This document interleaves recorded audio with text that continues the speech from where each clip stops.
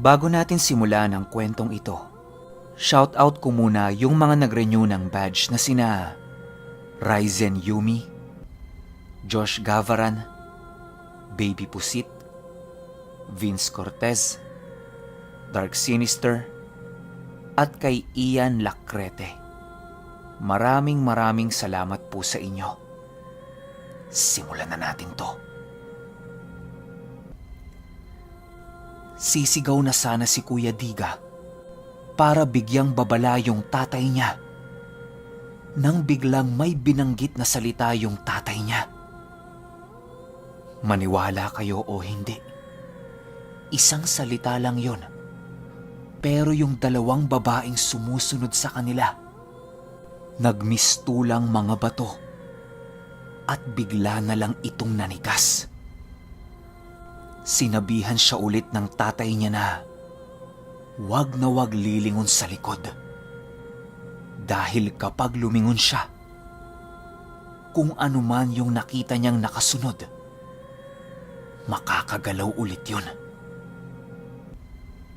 Nung medyo malapit na sila sa bahay nila, kitang-kita nilang dalawa na merong malaking aso ang bigla na lang tumakbo papalayo sa bahay nila. Tapos sa bubong, may nakadipa na hindi nila gaanong naaaninag. Ang sabi ng tatay niya sa kanya, bilisan nilang umuwi. Halong kaba, pagtataka, takot ang naramdaman ni Kuya Diga nun. Hindi niya alam kung ano ba yung mga nakikita niya. Kasi sa tinagal-tagal nilang nakatira doon, bakit ngayon niya lang nakikita yung lahat? Ano bang nangyayari? Nung makauwi sila, tinanong kaagad ng tatay niya yung nanay niya kung kumusta ang pakiramdam niya. Ang sagot nito sa kanya, medyo humihilab yung tiyan niya, tsaka para siyang nilalagnat. Biglang napamura yung tatay niya. Tapos yung kwarto nilang mag-asawa, tinakpan niya ng itim na kurtina. Tapos nagsaboy siya ng asin sa paligid nun. Pinapasok niya sa kwarto si Kuya Diga. Tapos may binilin ito sa kanya. Ang sabi ng tatay niya, pagsapit ng takip silim, silang mag-asawa, hinding-hindi na lalabas sa loob ng kwarto. Huwag din muna silang papasok doon. Sabihan niya yung mga kapatid niya. Tanong ni Kuya Diga, bakit ho, Pang? Sagot nito, itatago ko muna yung nanay niyo. Basta lahat ng bilin ko sa'yo, wag na wag mong kakalimutan. Matapos yan, pumasok na sa loob ng kwarto yung tatay niya at sinarado nito yung kurtina. Sabi ni Kuya Diga sa mga kapatid niya, magsama-sama na muna sila sa kwarto niya. Doon na lang sila matulog. Ito na. Tahimik na ang buong paligid. Mga bandang 8:00 pa lang yun ang gabi. Habang nagpapaantok itong si Kuya Diga, may narinig siyang malakas na kalampag sa bubong nila. Napabalikwas siya sa pagkakahiga, tapos tiningnan niya lahat ng kapatid niya. Mahimbing nang natutulog yung mga yon. Nang napatingin siya sa bintana ng kwarto nila, bilang nakapatay yung ilaw sa kwarto, kitang-kita ni Kuya Diga yung liwanag sa bahay nila. Nang biglang, may bumakat na anino dito. Hindi mawari ni Kuya Diga kung puno lang ba yun, plastik na hinangin, o kung ano man yun. Hinihintay niyang mawala pero Nung hinangin yung kurtina sa kwarto nila, saksing buhay hanggang ngayon si Kuya Diga. At kumpirmado niya na nakakita siya ng isang aswang. Kitang-kita niya ang mukha nito, gawa ng maliwanag sa labas dahil sa bilog ang buwan ng mga oras na yon. Paglalarawan niya sa itsura, mahaba ang muka, lubog na lubog ang mata, mahaba ang buhok, humpak ang pisngi, mahaba ang ilong, naglalakihan ang mga ngipin nito, habang paulit-ulit niyang binubuka ang bibig niya. Nakakapit ito sa bintana nila na parabang pilit niyang inaabot yung isa sa mga kapatid niya. Sa sobrang takot ni Kuya Diga, sumigaw siya ng napakalakas. Kahit takot, hinila niya yung kapatid niya na malapit sa bintana. Tapos mura siya ng mura habang iyak ng iyak. Ang sabi niya, "Wag! Papatayin kita! Papatayin kita!" Ilang segundo ang lumipas. Nawala yung nakita niya sa bintana. Binuksan kaagad ni Kuya Diga yung ilaw sa kwarto nila. Tapos ang sabi niya sa mga kapatid niya, wag na silang matutulog malapit sa bintana. Doon na lang sila sa dulo. Siya na lang ang pupwesto doon. Nagtataka yung mga kapatid niya sa inaasta niya. Tapos, tutulo-tulo pa yung sipon niya. Tanong ng isa niyang kapatid, "Ano ba yon, kuya?" Hindi siya sumagot. Tapos niyakap na lang niya yon. Ang sabi niya, matulog na lang sila. Nananaginip lang siya. Kaya naman niya hindi sinabi sa mga kapatid niya kung ano yung nakita niya. Gawa ng ayaw niya itong matakot at ayaw niya ding lumipat ng kwarto yon. Dahil nga, binilinan siya ng tatay niya, di ba? Kaya yung takot na nararamdaman niya, kinimkim niya na lang. Lumabas si Kuya Diga ng kwarto para tingnan yung sitwasyon ng mga magulang niya at para na din sabihin sa tatay niya kung ano yung nakita niya. Akmang kakatok na sana si Kuya Diga nang biglang merong nanitsit sa kanya at nang gagaling ang sitsit na yon sa may kusina nila. Napatingin si Kuya Diga sa kusina. Madilim eh. Nakapatay kasi yung ilaw. Sinisipat-sipat niya kung saan nang gagaling yung sitsit. Patagal ng patagal. Palakas ng palakas yung sitsit na para ba itong lumalapit sa kanya. Napaatras si Kuya Diga at nagpasya siyang bumalik na lang sa kwarto nila. Pero may biglang kumatok sa pintuan ng bahay nila. 3 malalakas at padabog na katok ang narinig niya. Inisip niya kung bubuksan niya. Kaso lang, hindi mawala-wala sa isip niya yung nakita niya sa bintana nila.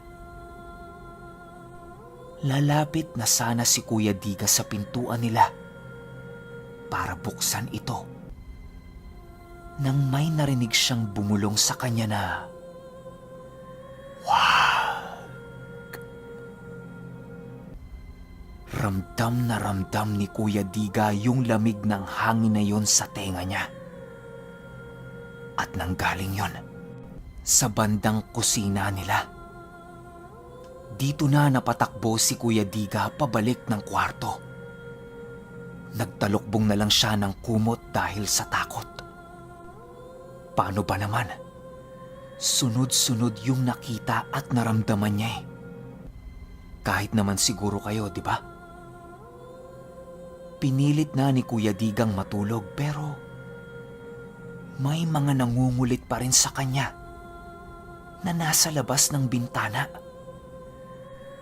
Nangyayari yung pangungulit kapag unti-unti na siyang nakakatulog. Yun bang papatulog na siya tapos biglang may manggugulat, sisigaw sa labas, titili, magtatawanan, paulit-ulit na nangyayari yun. Tapos kapag gising naman siya para pakiramdaman yung nasa labas, nawawala. Kaya ang ginawa ni Kuya Diga, tinakpan niya ng unan yung bintana, tapos binalot niya ng kumot yung tenga at mata niya. Para kung may mag-iingay man o manggugulo sa kanya, hindi na niya gaanong maririnig. Lumipas ang ilang minuto, tuluyan na siyang nakatulog. Nakaramdam si Kuya Diga na ihing-ihi na siya. Sa isip-isip niya, "Uy, umaga na. Naiihi na ako eh. Makabangon na nga." Pag-alis niya ng takip niya sa mata, bumungad sa kanya ang napakadilim nilang kwarto at umihip ang napakalamig na hangin na nanggagaling sa labas ng bintana nila. At yung una na nilagay niya doon para takpan yon, wala na. Nasa lapag na.